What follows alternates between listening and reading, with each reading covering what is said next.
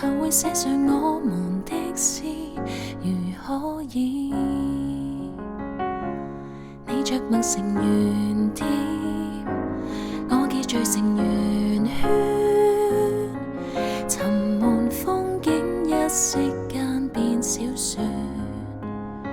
誰這刻的視線都只有蒙蒙春天，朦朧中只得你是光線。這句話如何的開始，如何的啟齒，無人知曉的心意，很想接下去描寫初戀，又猶豫心思仍初戀。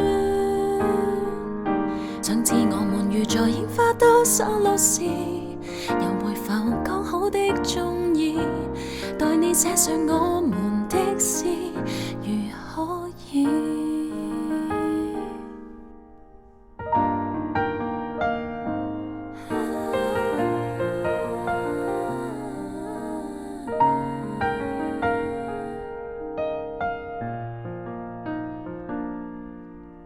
微小日子隨想而已，明天應該會再續這個小故事。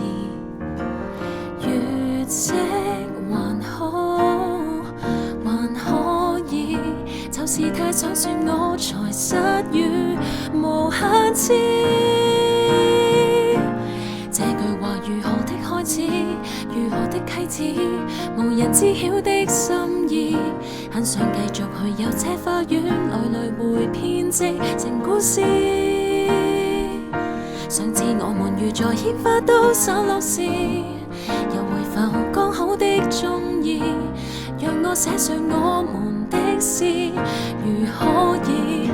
但是你不寫我的小故事，留下我不寫你的詩，以後遺憾沒有戀愛一次。匆匆4月如何的開始，如何的終止，從來無牽手的章節，翻開了無數情節，到最後都沒有那些事。願我記得，而同時淡忘了舊故事，誰曾流放時，是和地空等一個條件，是最青春的